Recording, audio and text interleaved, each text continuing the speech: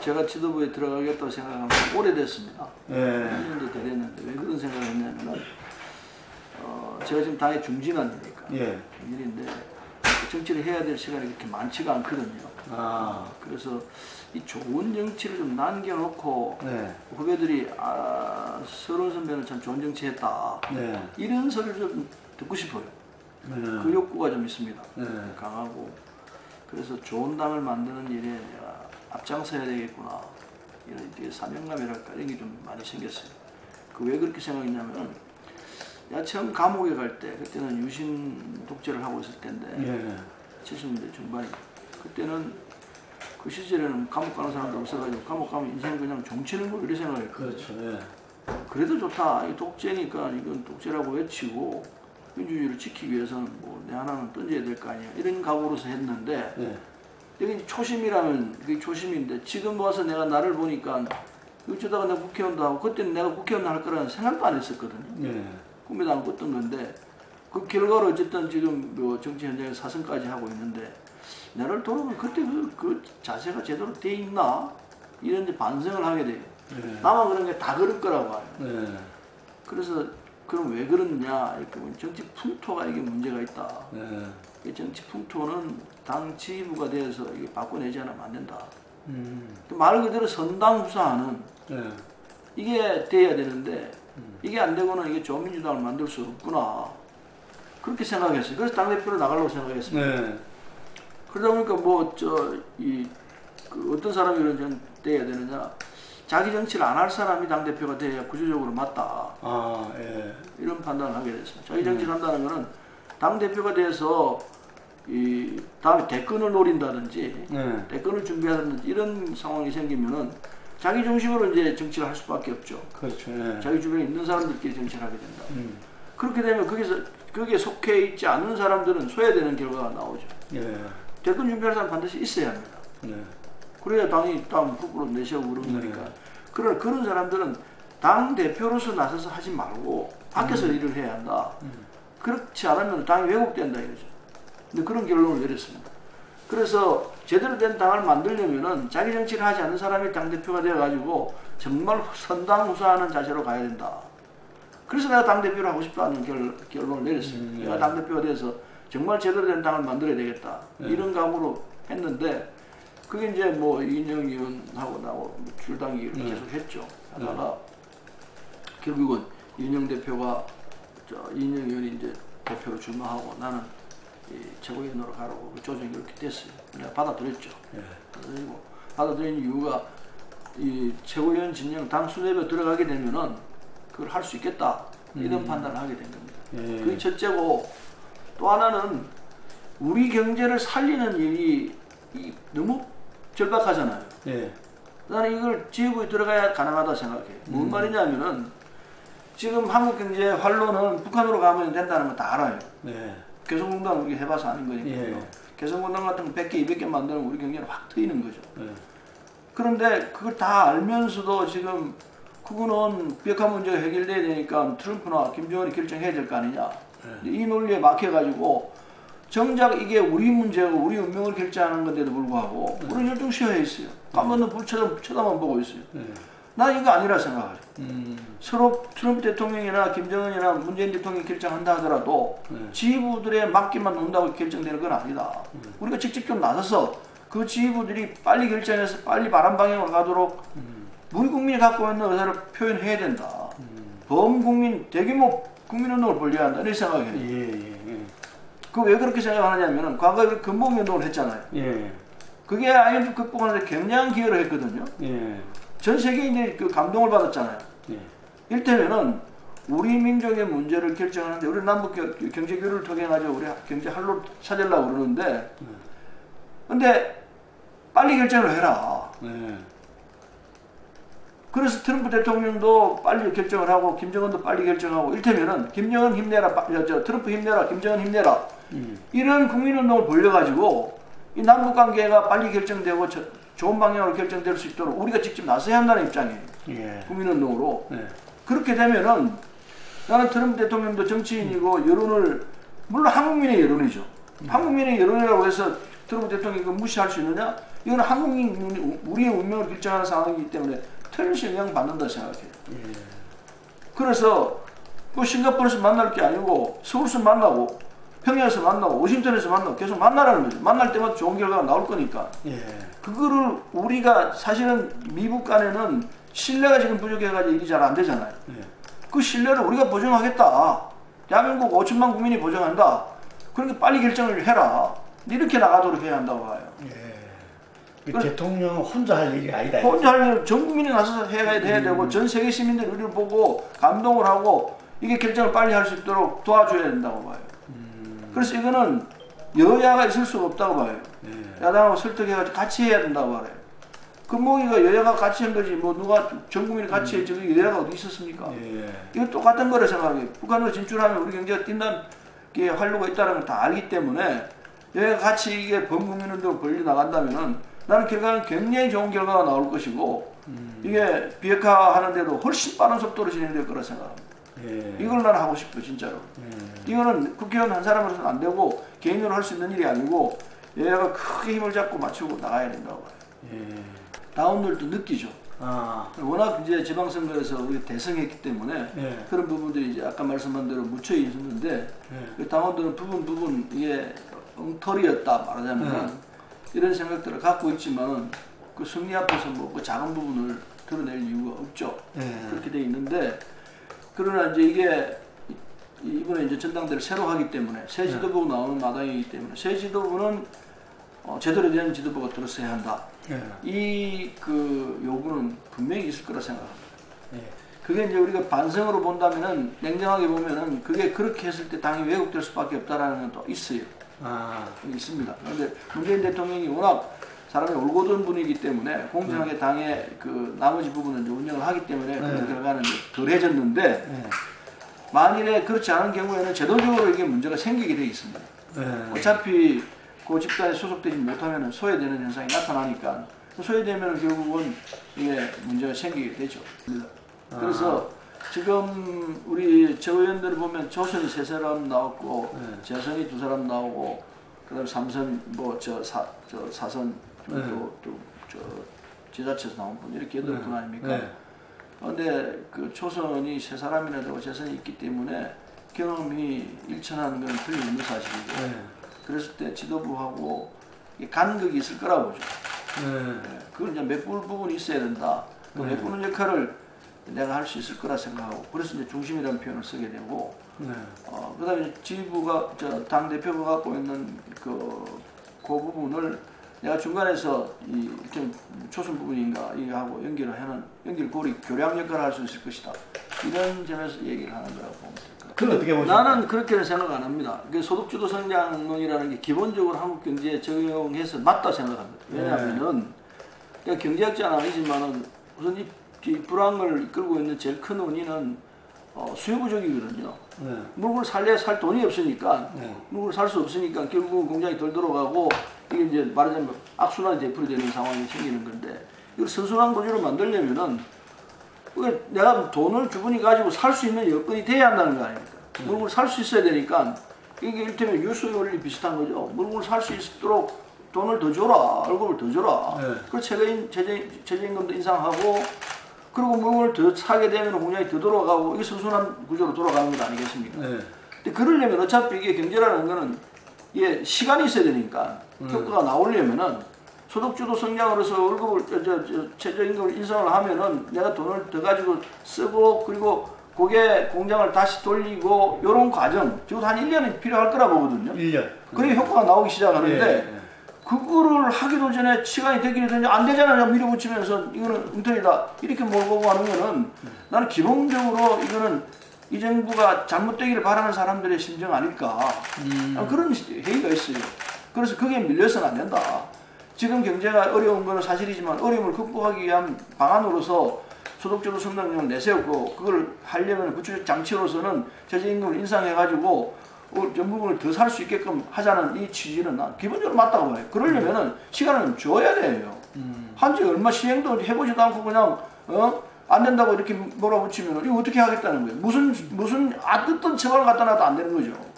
그래서 좀 여유 있게 지키면서 이 상황이 정말 앞으로 6개월 뒤에도 이게 상황 개선이 없다. 이러면 이게 잘못된 정책이구나 나오겠지만은 아직 시행도 안 들어가고 소득을 받고 물건을 사지도 않았는데 이거 안 된다고 한다면 이 얘기는 안 되는 이야기죠. 그걸 우리가 논쟁을 하든지 뭘 하든지 해서 국민들에게 이해를 시켜야 한다고 봐요. 소득주도 성장이 맞다. 지금 제일 이게 수요 부족에서 나오는 현상인데 이 수요 부족을 깨려면은 월급 더 주, 아니 아베도 월급 더 주라고 얘기하지 않습니까? 네. 똑같은 이치죠. 그래서 최저임금 인상해가지고 물건을 가지고 살 수 있게 해야 되는데 물론 그 과정에서 영세 상공인들이 힘들어하죠. 그럼 정부 재정에서 도와줘야 돼요. 내가 7,000원밖에 못 준다. 그럼 1,350원은 정부가 재정을 도와주라. 네. 일정 정도. 그래서 그 효과가 나올 때까지 일단 6개월, 1년 동안 지원을 해주고 그리고 정작 이게 효과가 나타난다 시작하면 그때부터 수수수 줄이면은 서로 되는 거 아니냐. 지원을 줄이면은. 그래서 이게 따라오기 힘든 중소상공인들한테는 재정 지원을 해서 8,350원에 맞춰놓은 이런 정책을 따라오도록 해줘야 될 거 아니냐. 난 재정 지원을 해야 한다고 봐요.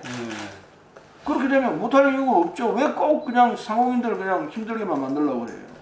아직 우리 여유가 얼마나 있습니다. 일본하고 비교하면은 뭐 국가 채무가 우리가 얼마나 양호해요. OECD 국가에 제일 좋은 재정 상태를 가지고 있는 나라인데 재정 풀어가지고 해야 한다고 봐요. 그 경제당 대표를 갖다가 추천하고 있는 김진표 의원 같은 경우에는 그 소득주도 성장은 맞지만 여러 가지 어떤 이 제도적 보완 조치를 미리 준비했어야 된다. 이렇게 이야기하면서 우리 경제가 나갈 길은 어쨌든 혁신 성장이 있다. 이걸 강조하더라고요. 그러니까 제도적 보완이라는 게 그겁니다. 재정에서 도와줘야 한다는 거죠. 네. 중소상공인들이 이를테면 지금 편의점 하는 사람들이 알바로 고용한다든지 직원을 데리고 월급을 주려고 그러는데 저 가게 입장에서는 7,000원밖에 못 준다 이거예요. 그 정부에서 최저임금 8,350원이니까 1,350원은 못 주는 거 아니에요. 그럼 정부가 지원하라 이거예요. 재정으로. 지금 그건 어떻게 돼 있습니까? 그 지원한다고 그래놓고 그게 제대로 돼 있질 않아요. 그 지원을 해서 1,350원 더 해가지고 주면은 되는 거 아니냐 말이에요. 그걸 재정을 과감하게 풀어가지고 지원하도록 하면 되는데 그걸 뭐 계속 하라는 건 아니에요. 이게 경제 상황이 좋아질 때까지 6개월, 1년 한시적으로 이렇게 지원을 하면은 그럼 돌아갈 거 아니냐. 돌아가면은 잘 돌아가면 물건 많이 팔리면은 그때 이제 서서히 끊어내면은 중소상공인들도 살아나죠. 그런 장치가 덜 된 상태에서 한다 이 얘기일 거라 난 생각합니다. 이 재벌 개혁과 대기업 역할. 나는 재벌이 한국 경제가 재벌 경제로서 쭉 성장을 해왔는데 그게 일정 정도 한계보다 쳤다 생각해요. 그래서 재벌 경제를 활용해서 한국 경제를 다시 살려낸다는 방법은 내가 지도자라면 난 안 하고 싶어요. 그건 이미 한계 부닥쳤다 생각하기 때문에 그 방법보다는 재벌 경제가 갖고 있는 한계를 극복하면서 하는 방법을 찾아야 될 터인데 근데 지금 구글하다시피 하고 있지 않습니까? 표현은 뭐 끝입니다만은 좋게 말하면 이제 이 설득이고 유도고 이런 그거겠지만은 국민의 눈을 볼 때는 이게 뭐야 정부가 좀 과감하게 하지 이런 시각을 가지고 있을 수 있다고 보거든요.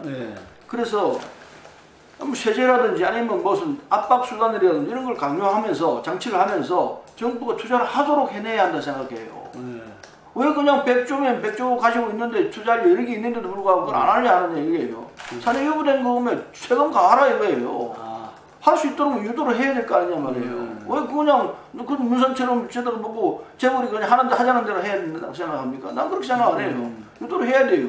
그래서 만약 투자를 과감하게 하면은 세금 내려주고 투자 안 하고 그냥 지고 있으면 세금 또 가해가지고 하도록 해야죠. 어느 걸 택하겠냐 말이에요. 하도록 강요하고 하면은 깎아주고 이렇게 정치를 해나간다면 못할 이유가 어디 있다고 생각해요. 그거 해달라고 그냥 가서 애걸복걸 할 이유가 어디 있습니까?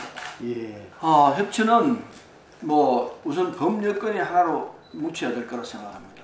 법 여건이? 이제 정의당이라든지 민평당이라든지 이쪽하고 함께 해서 이제 152석인가 되는데 한때는 통합도 이야기하셨죠? 통합도 얘기를 했죠. 간단간단 하는데 좋기로는 통합까지 가면 좋겠는데 이번 선거 결과 용산 지방선거에서는 통합 필요 없다.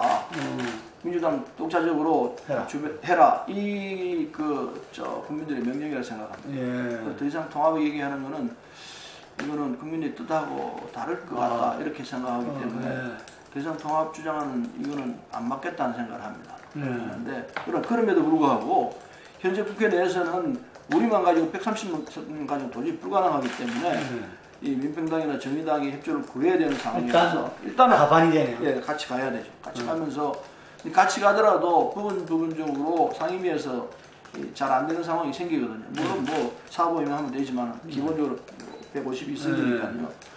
그래서 그런 이제 구조적인 문제가 있긴 하는데 기본은 협치죠. 협치가 안 되면 아무것도 안 되죠. 그래서 구조적으로 협치를 안 하고서는 뭐 될 수가 없죠. 다행히 이제 정의당이나 민평당이 갖고 있는 기본 입장은 우리 당하고 크게 차이가 없다고 봐요. 부분은 조금씩 차이가 나겠지만 충분히 대화를 하면은 우리가 가고자 하는 계획 방향에 함께 갈 그런 입장들이 돼 있기 때문에 우선 그 정도 하고 그 다음에 그것까지도 부족한 부분들이 있을 거예요. 그때는 바른미래당에는 그쪽에도 또 제안을 해야죠. 그쪽에도 좋은 분들이 있을 수 있으니까. 그래서 협치는 기본적으로 이 계획 과정에서 뭐 필수 불가결한 그런 상황이에요. 자유한국당도 조금 변하지 않겠습니까? 자유한국당도 변할 가능성이 있죠. 그쪽에도 좋은 분들이 있으니까. 근데 기본적으로 자유한국당은 쉽게 변하기 힘들 거라 보고 바른미래당에는 약간의 그 가능성이 있다고 보죠. 정말 필요한 것은 원내에 있는 정치인들한테 그 후원을 할 수 있는 이런 장치가 있어야 한다고 생각해요. 국회의원만 그 후원을 받게 하는 이 장치는 일종의 독식 제도예요. 잘못된 거라고 봅니다. 그 적어도 지구당 협의회 의장, 지구당 위원장으로서 정치를 현장에서 하고 있는 사람들한테는 후원을 할 수 있는 그런 기회를 줘야 한다 생각해요. 그렇게 돼야 그게 공정한 룰 속에서 이루어진다 생각해요. 기울어진 운동장에 똑같이 출마를 하는데 한쪽은 국회의원이니까 그거 모금할 수 있고 이쪽은 원외니까 할 수 없다? 이건 말이 안 되는 소리예요. 나는 비례대표제에 대한 수정은 가해져야 된다고 생각해요. 그거는 공정하지 않을 가능성이 있다고 보기 때문에 그 협의는 하는 게 맞다고 보고 소선구제를 또 허물어야 되느냐 그건 또 아닐 것 같아요. 국민들은 그게 익숙해 있어요.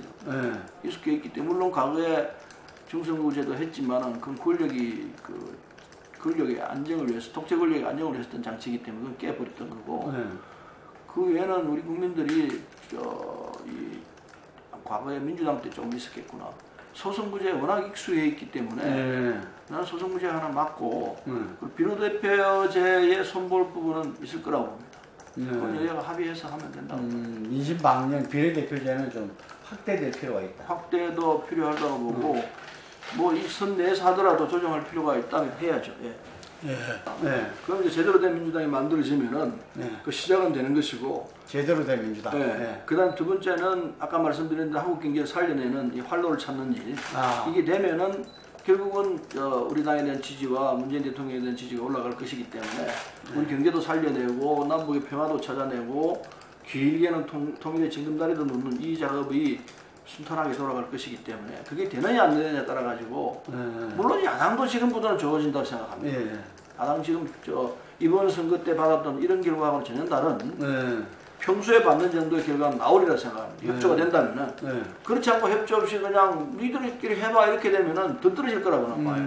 그래서 여야가 같이 해서 이걸 성공을 해낸다면은 여야 균형도 맞춰지고 그리고 국민으로부터 지지받는 아주 정상적인 정치 관계가 만들어지고 함께 해피해지는 이런 결과가 나온다고 생각해서 뭐 압승이 꼭 좋은 건 아닐 거라 생각합니다. 원래 정상적인 국가에서는 여야가 팽팽하기보다도 균형을 맞춰서 가는 이런 관계가 좋다 생각하기 때문에 왜냐면 보수 계면은 바람직스럽지 않다. 바람직스럽지 않아요. 그러면 우리 쪽에 문제가 생기기 때문에 이게 보수 쪽에서도 항상 우리를 견제하고 비판하고 하는 이런 부분이 남아있어야 돼요. 그런 정도 힘은. 그래야 우리 건강해진다고. 우리 쪽이. 견제 없이 나와주면은 우리도 언제 우리가 엉뚱한 방향으로 갈 수 있을지 모르는 거죠. 그런 걸 우리가 알기 때문에 구조적으로는 보수가 개별되는 건 절대 바람직하지 않아요. 희망의 메시지.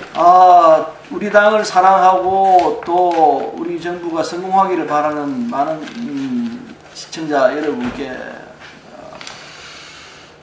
꼭 드리고 싶은 말씀은 조금 전에 제가 말씀한 대로 우리 당을 좋은 당으로 만들겠다는 그 각오 그리고 무엇보다도 우리 경제를 찾아내는, 활려내는, 활로를 찾는 이 길에 나서고 싶은데, 그건 제가 당 지도부에 들어가지 않으면 불가능하다는 걸 제 나름대로 결론을 내렸습니다. 그래서 일찍이 당 대표가 되겠다는 계획도 세우고 지금까지 전당대회에 임하고 있는데, 대의원 여러분과 우리 권리당원 여러분, 국민 여러분께서 제 충정을 좀 헤아려 주시고 저를 꼭 지도부에 넣어 주신다면은 좋은 민주당을 만들고 우리 경제를 활력화시키는 이 국민운동을 성사시켜서 한반도의 평화는 물론이고 한국 경제를 살려내는 일에 여러분 함께 동참해 주기를 기대하겠습니다. 잘 부탁하겠습니다.